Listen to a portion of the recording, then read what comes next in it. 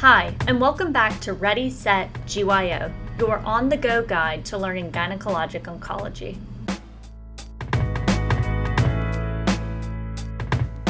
I'm Sydney. And I'm Maya. This is a podcast for fellows by fellows. We are here to help you explore the diagnosis and treatment of gynecologic cancers, master the standards of care, and stay on top of new practice-changing publications. Let's get ready to GYO.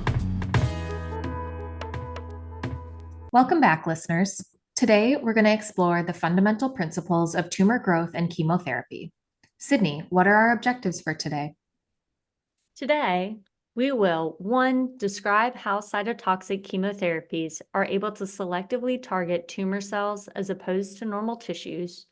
2. Understand how tumor growth kinetics, log kill, and the Goldie-Coleman hypothesis interact to confer resistance to chemotherapies, and how we can overcome these factors with combination chemotherapy and dosing cycles. 3. Explore pharmacokinetics and how each drug's unique profile contribute to its effectiveness or lack thereof.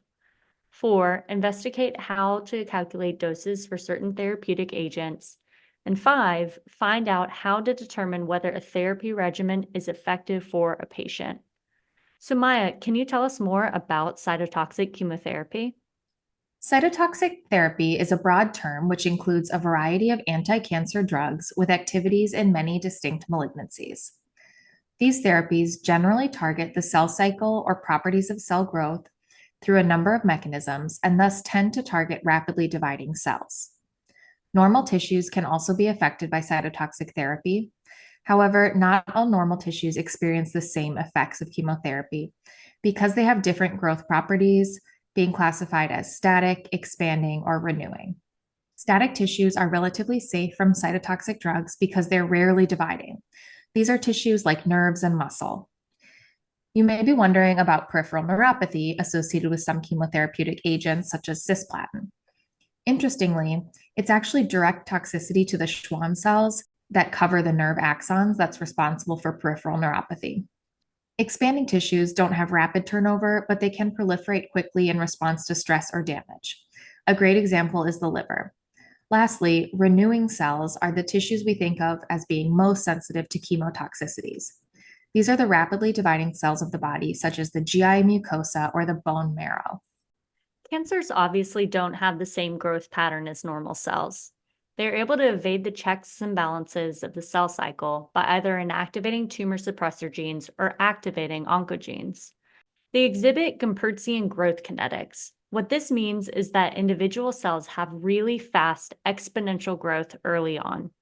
As the tumor gets bigger, the growth of the individual cells plateau and doubling time of individual cells increases.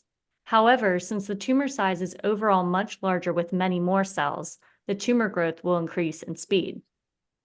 We won't rehash the details of the cell cycle in this lecture, but see our show notes for some great graphics to refresh your memory from that Biology 101 class you took as a freshman 15 years ago. Eek. The main takeaway to remember is that cytotoxic drugs target different phases of the cell cycle, and cells that are in the G0 phase are relatively safe from chemotherapy. There are some drugs, such as actinomycin D, that are less proliferation dependent or cell cycle nonspecific. Often, we will combine chemotherapies with different properties.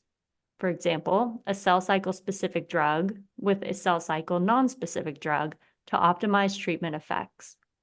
Combination therapy also can reduce the risk of resistance as more mutations in the cancer are needed to overcome the effects of multiple drugs.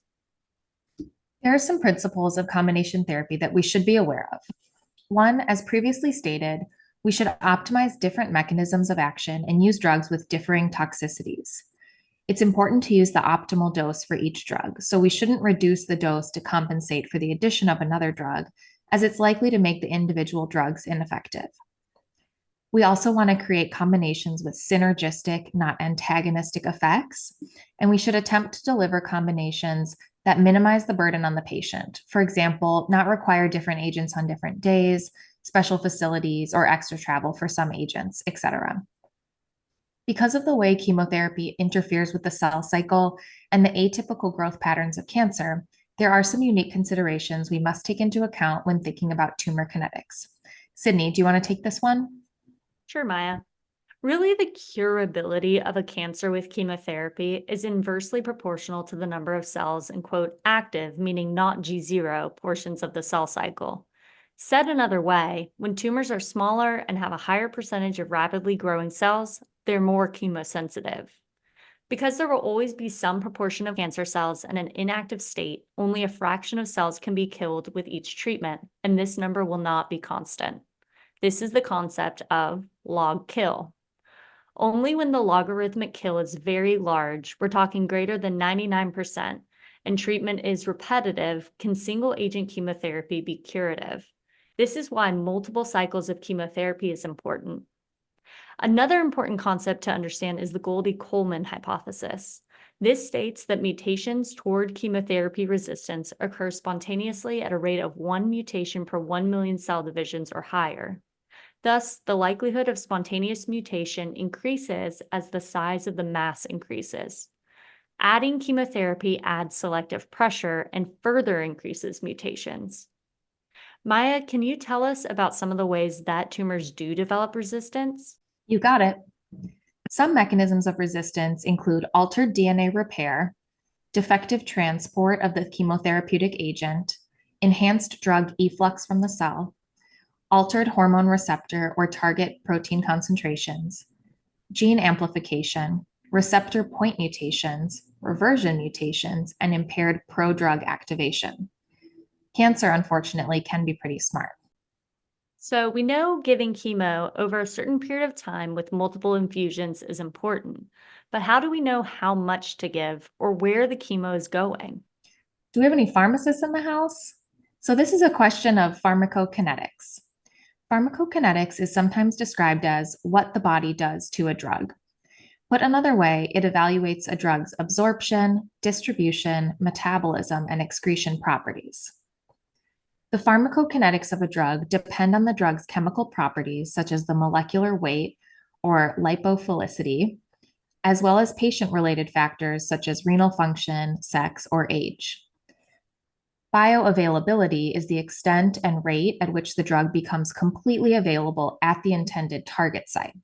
This is impacted by mode of administration, properties of the chemotherapeutic agent, such as molecular weight, whether the agent needs to be activated from prodrug form within the body, as well as methods of elimination, and also depends on properties of the target organ, such as membrane permeability. Bioavailability is usually assessed by determining the area under the plasma concentration time curve, also known as AUC, which describes the concentration of active drug and the duration of time which the tumor site is exposed to the drug. Absorption can affect bioavailability. Absorption largely refers to oral medications, although there are other modes of administration, such as sublingual or per rectum, that can be considered. Oral drugs need to be absorbed by the GI tract before they can enter systemic circulation. And for some patients, this may not be the best choice. For example, if you have a malabsorptive disorder, history of a gastric bypass, or intestinal edema. It also may result in a longer duration of exposure than an IV route. An advantage to IV agents is that they bypass first pass metabolism and they don't have to undergo an absorption step. Once a drug is in the systemic circulation, it's distributed to the various tissues of the body. This process is usually uneven due to a variety of factors, including lipid solubility, differences in blood perfusion, permeability of cell membranes, and regional pH. The volume of distribution is the theoretical volume of fluid into which the total drug administered would have to be diluted to produce the concentration in the plasma. For a drug that is highly tissue-bound, very little drug remains in the circulation. Thus, plasma concentration is low and the volume of distribution is high. Drugs that remain in the circulation tend to have a low volume of distribution. The brain, for example, is a, quote, pharmacologic sanctuary that has impaired entry for many chemotherapeutic drugs due to tight cellular junctions that comprise the blood-brain barrier. The elimination or excretion of chemotherapeutic agents also affects the dosing of chemotherapeutic agents. Hepatic or renal dysfunction can impair the elimination of chemotherapies and therefore can increase toxicity. We mentioned a lot of properties that can impact how much active drug reaches a tumor. How do we combine this information to calculate dosage for different cancers and drugs? Great question. Dosing differs by agent, by mode of administration, IV versus IP versus oral, and by disease site. Some drugs, such as bevacizumab, are dosed in a milligram per kilogram of body weight. Many are dosed by body surface area in milligrams per meter squared. Others, such as carboplatin, are a bit more complicated. Carboplatin dosing is typically described in AUC. We find the total carboplatin dose in milligrams by multiplying the target AUC, which is usually 4 to 6, by the estimated creatinine clearance, and then we add 25. This equation applies the principles of bioavailability that we just discussed. Since carboplatin is excreted renally, the amount of drug that the tumor is exposed to will change depending on the GFR. The creatinine clearance is determined using the modified Cockcroft-Gault equation, which takes into account age, weight, and creatinine level. You can find the equation in our show notes.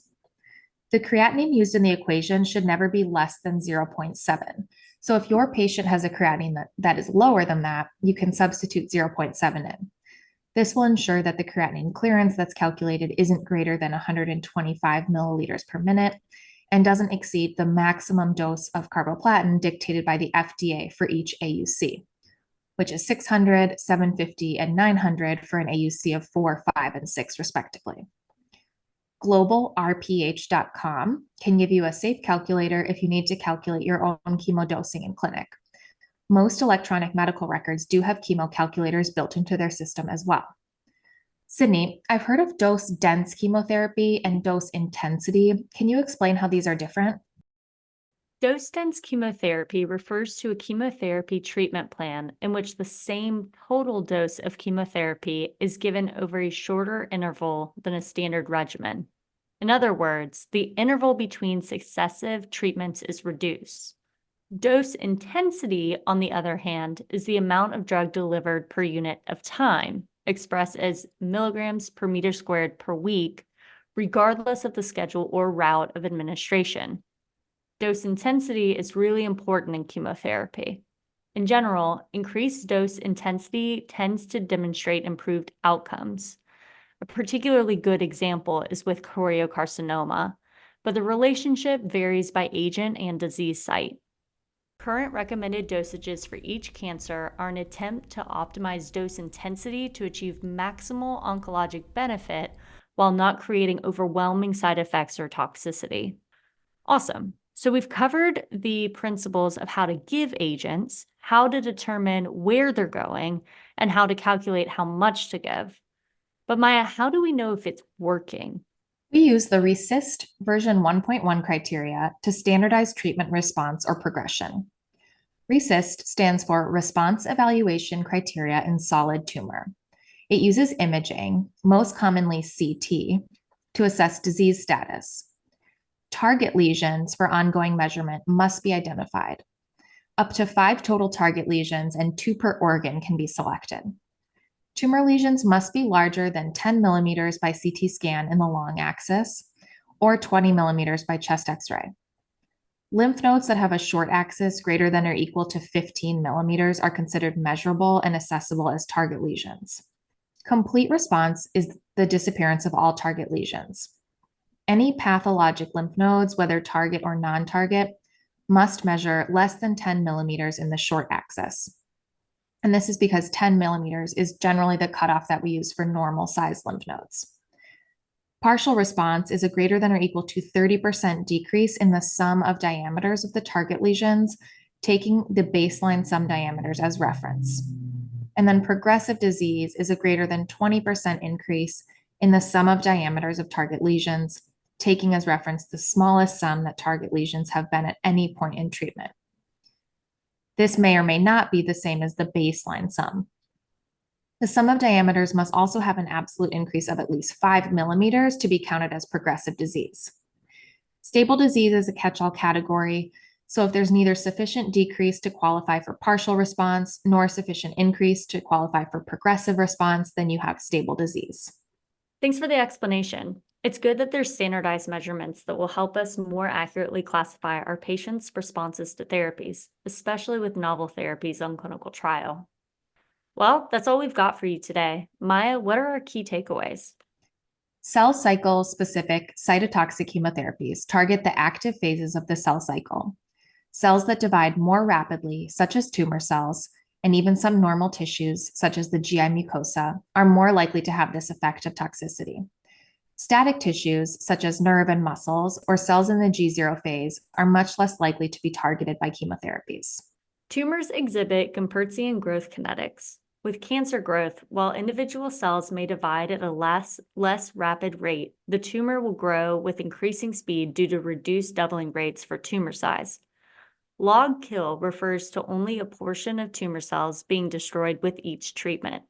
The Goldie-Coleman hypothesis refers to spontaneous mutation occurring at a rate of 1 mutation per 1 million cell divisions or higher. The larger the tumor, the more spontaneous mutations. Pharmacokinetics encompasses absorption, distribution, metabolism, and excretion. Any of these factors can affect the ability of a drug to reach a target tissue and can affect bioavailability, and they can also affect the ability to carry out the prescribed function of the chemotherapy. Chemotherapies can be dosed by milligram per kilogram body weight, body surface area, or more complicated equations using AUC and creatinine clearance. It is important to know how to dose your medications for administration. The RECIST criteria, version 1.1, is a widely accepted and standardized way to evaluate patients' response to therapy on imaging. There are pre-specified measurements that determine whether a patient is having a complete response, partial response, progressive disease, or stable disease. This has been another episode of Ready, Set, GYO, your source for all things gyno. If you'd like to check out today's show notes, take some practice questions, or explore resources we use to create the podcast, head to readysetgyo.com, the companion website for our podcast. We encourage you to reach out if you have ideas for new episodes, questions or comments about existing episodes, or thoughts of how we can make this podcast even better suited for you. We're excited to continue to learn with you. To stay up to date on all things Ready, Set, GYO, check out our Instagram and Twitter at ReadySetGYO. To support us and our production of future episodes, check out our Patreon at ReadySetGYO. This episode was recorded by Sydney Oesch and Maya Gross. Our sound editor is Brogan Brown. Our media and website manager is Sky Jacobson. We'd like to thank Jen McDonald, faculty at the Medical University of South Carolina, who reviewed the content of this episode for accuracy and completeness. Sydney and Maya signing off.